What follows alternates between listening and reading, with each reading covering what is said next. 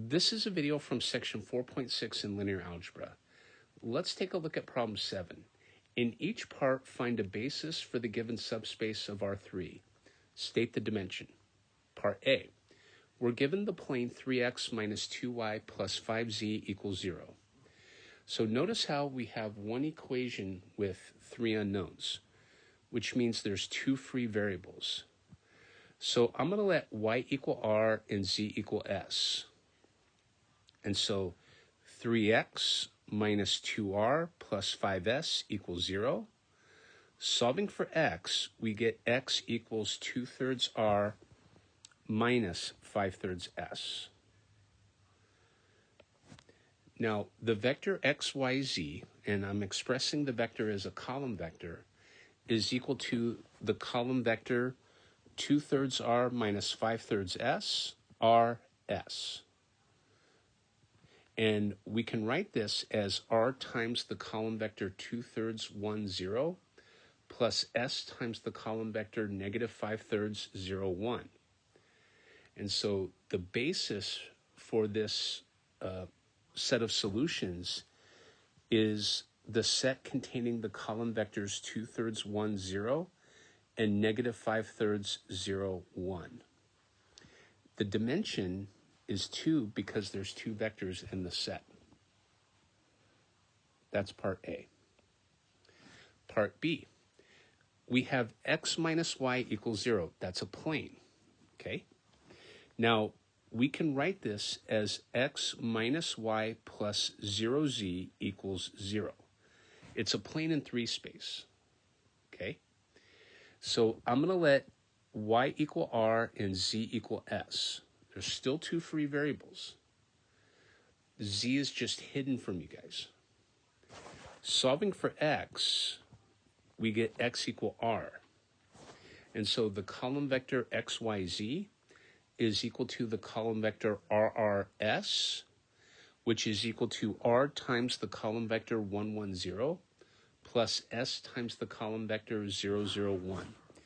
Make sure that's okay, because what I'm doing is I'm taking this column vector and I'm writing it as RR0, this column vector, plus the column vector 0, 0, s. And then I'm pulling out an R from this first column vector and pulling out an S from this second column vector to get to this. So the basis is the set containing the column vector 1 1 0 and the column vector 0 0 1. And the dimension is 2, because there's two vectors in the set. Part C. Suppose we're given the line x equal 2t, y equal negative t, and z equal 4t. Column vector xyz is equal to the column vector 2t, negative t, 4t. Pulling out the t, we get t times the column vector 2, negative 1, 4. The basis is the set containing the column vector 2, negative 1, 4, and the dimension is 1. We're done.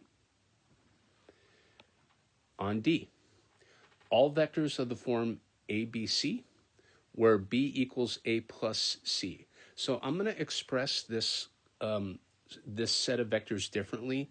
So instead of a column, I'm going to write it, I guess, the way you would write it in Calc 3. So I'm going to express the column vector in this way for part D. So the vector ABC is equal to the vector A plus C, C. So notice I just replaced the B with A plus C. But this is the vector AA0 plus the vector 0CC, which is A times the vector 1 1 0 plus C times the vector 0 1 1. So the basis is going to be the set containing the vectors 1 1 0 and 0 1 1.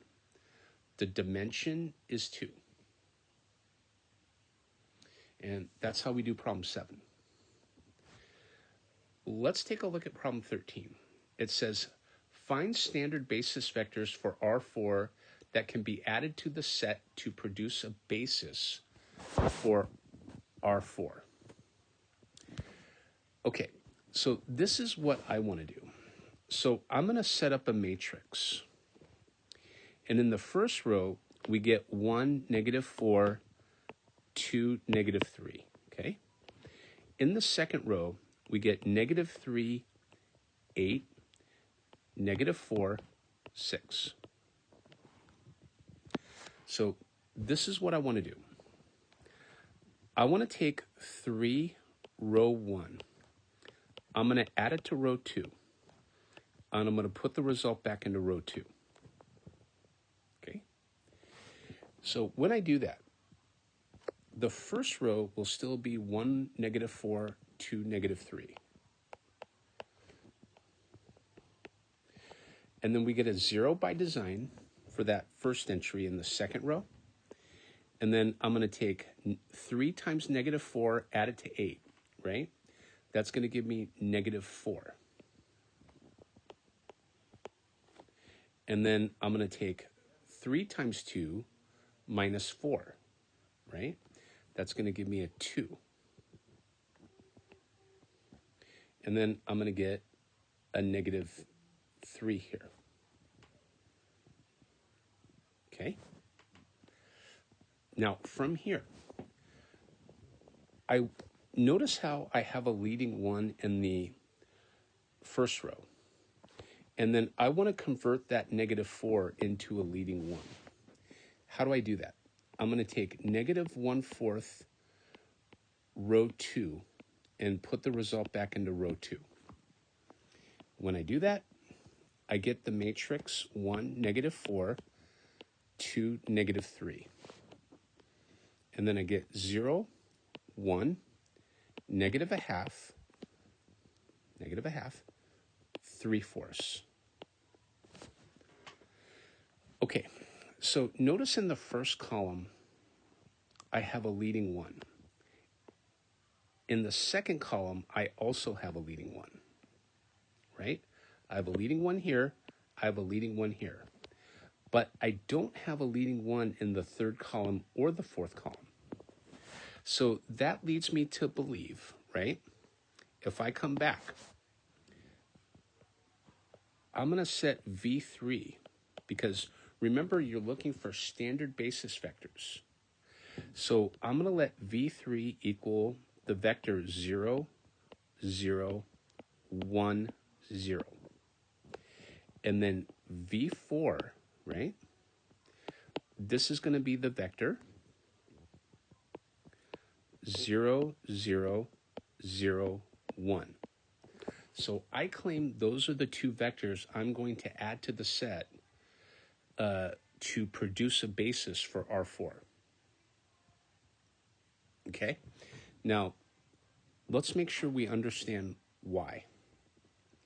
Because if I come back here, right, notice how I row reduced this 2x4 matrix.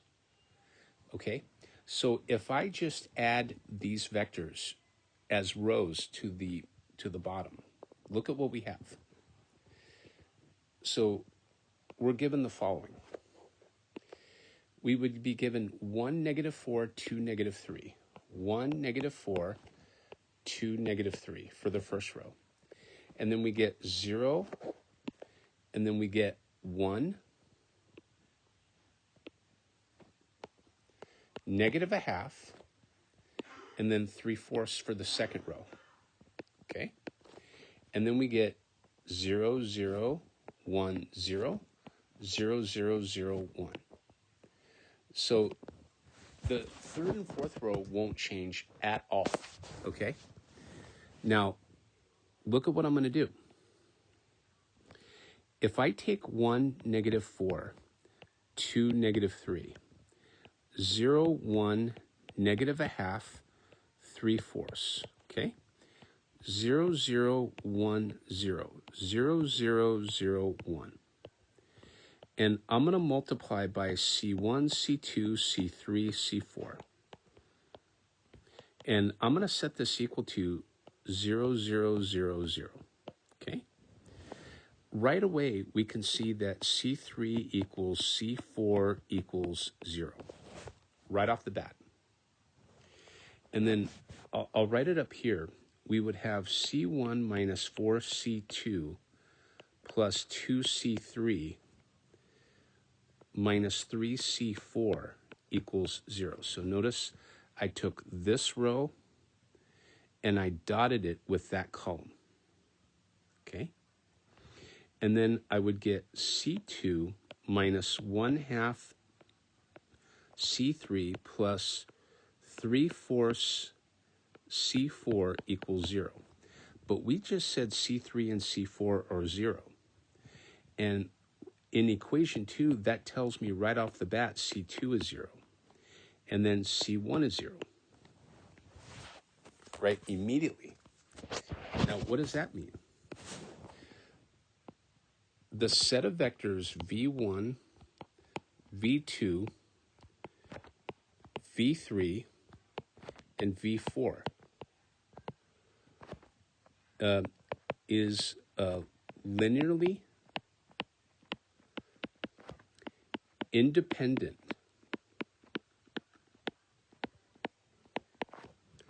set of 4 vectors.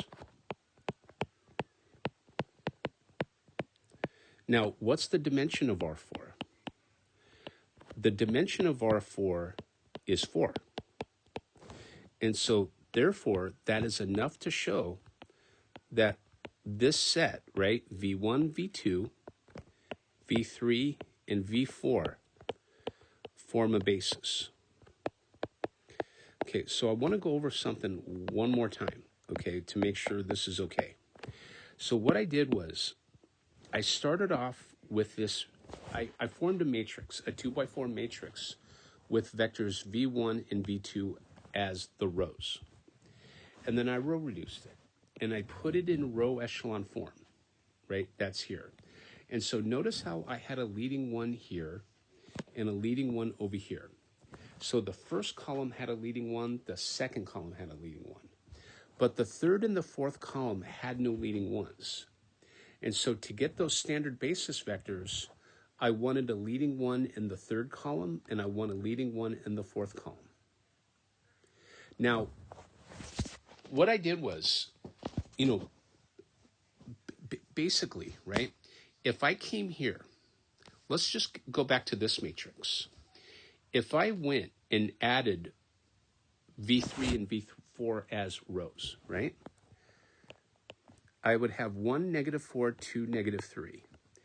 And then -3, 8, -4, 6. 0, 0, 1, 0, 0, 0, 0, 1. Okay? Now, I'm not going to change row 3 and row 4 at all, right? Those are going to stay the same. And so I'm only changing the first 2 rows. I don't even touch row 3 and row 4. And so what I'm doing is I get to this matrix, and basically I'm just going to add V3 and V4 as rows. And that's what I did over here. And then I get a system. And then immediately I can solve for C3 and C4. And then from there I solve for C1 and C2. And that tells me we have a linearly independent set of 4 vectors. The dimension is 4 for R4. And so we have a basis. So you just have to verify that either that set of vectors span R4 or they're linearly independent. I would submit it's easier to show that the set of vectors is linearly independent. Okay, that's going to do it for this video for section 4.6, and we worked on problems 7 and 13.